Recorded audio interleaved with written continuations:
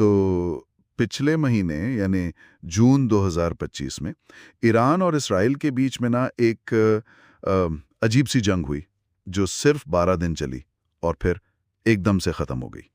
جی بالکل، یہ بڑا غیر متوقع تھا۔ کہانی شروع ہوئی میرا خیال ہے 13 جون کو، جب اسرائیلی فضائیہ نے ایران کے اندر کافی اہداف پر جیسے جوہری، فوجی اور کچھ بنیادی ڈھانچے پر بڑا حملہ کیا۔ اچھا۔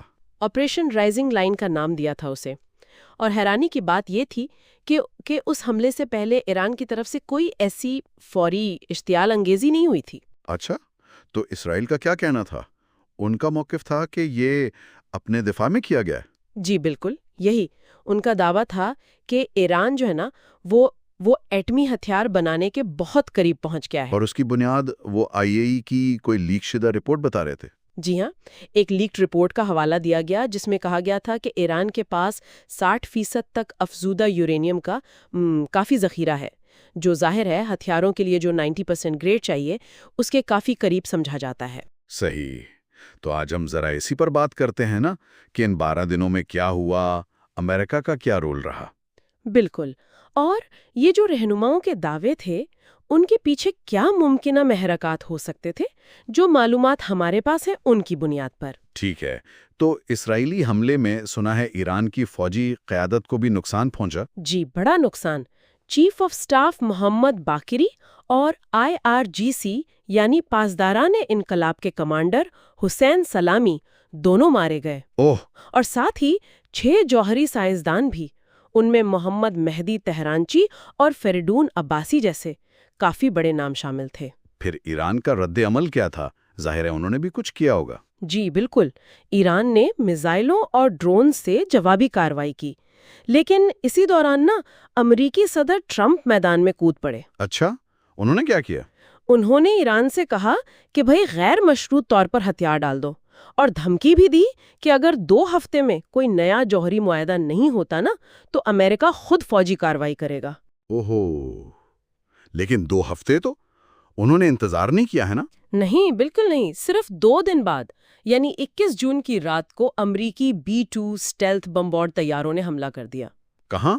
ایران کی جوہری تنصیبات پر؟ جی، خاص طور پر فردو اور نتنز جو زیر زمین تنصیبات ہیں، اور اس حملے میں انہوں نے GBU-57 بنکر بسٹر بم استعمال کیے۔ اچھا، یہ وہی بہت طاقتور بم ہے؟ جی ہاں، جو زمین میں بہت گہرائی تک جا کر نشانہ لگا سکتے ہیں، اور یہ پہلی بار تھا، مطلب پہلی بار امریکہ نے یہ بم کسی حقیقی جنگی صورتحال میں استعمال کیے۔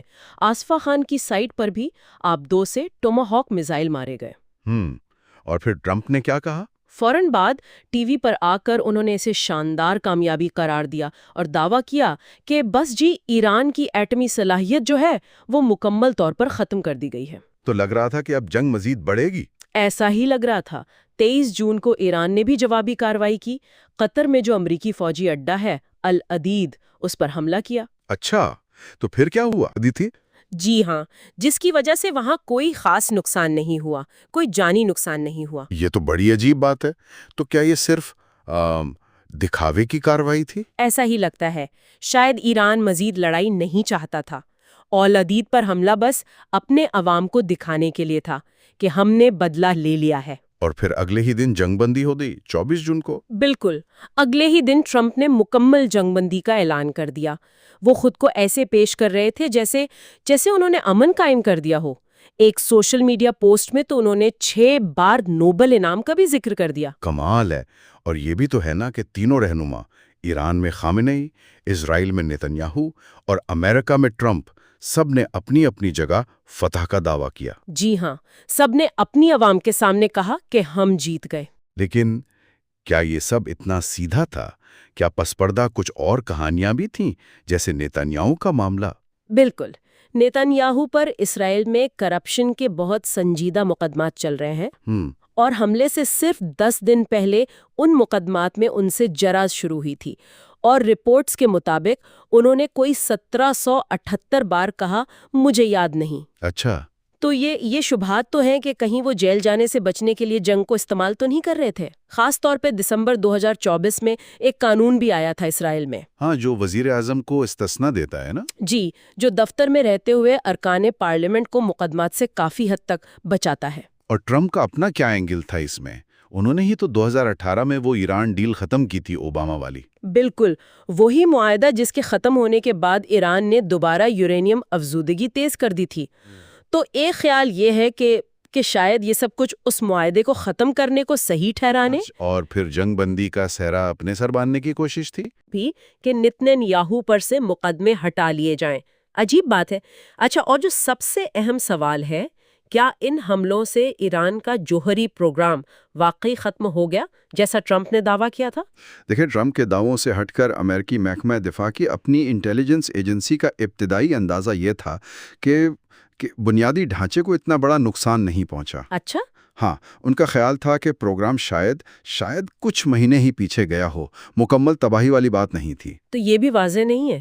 جی، اور پھر یہ سوال تو اپنی جگہ ہے ہی کہ کیا ایران واقعی ایٹمی ہتھیار بنا بھی رہا تھا؟ ہاں، یہ بھی تو ایک بڑا سوال ہے. آئیے کہ جو سربراہ ہیں اور خود امریکی ڈائریکٹر آف نیشنل انٹیلیجنس کی مارچ 2025 کی رپورٹ، وہ تو یہی کہہ رہی تھیں کہ ایران فعال طور پر ہتھیار بنانے کی کوشش نہیں کر رہا. یہ تو بالکل 2003 عراق والی صورتحال لگ رہی ہے. WMDs والے دعوے. کچھ ایسی یاد تازہ ہوتی ہے جہاں بعد میں وہ دعوے غلط ثابت ہوئے تھے. تو پھر اس 12 دن کی جنگ نے کیا حاصل کیا؟ کیا اس نے ایران کو جوہری ہتھیار بنانے سے روکا یا الٹا اسے مزید ترغیب دے دی؟ یہی تو بڑا سوال ہے. خلاصہ یہ ہے کہ یہ جنگ جتنی تیزی سے شروع ہوئی اتنی ہی تیزی سے ختم ہو گئی، اور ایسا لگتا ہے کہ رہنماؤں کے ذاتی اور سیاسی مقاصد کا اس میں کافی دخل تھا. صحیح. فتح کے دعوے سب نے کیے، مگر ایران کے جوہری پروگرام پر اصل اثرات کیا پڑے یہ ابھی تک پوری طرح واضح نہیں ہے. تو آخر میں یہ سوچنے کی بات رہ جاتی ہے کہ کیا سفارت کاری، جیسے وہ 2015 کا معاہدہ تھا جسے ٹرمپ نے ختم کیا وہ اس پورے مسئلے کو ہونے سے روک سکتی تھی؟ شاید. اور کیا اب بھی اس حالیہ کشیدگی اور فوجی کارروائیوں کے بعد بھی بات چیتی آگے بڑھنے کا واحد یا بہتر راستہ ہے؟ یہ ایک اہم سوال ہے جس پر غور کرنے کی ضرورت ہے.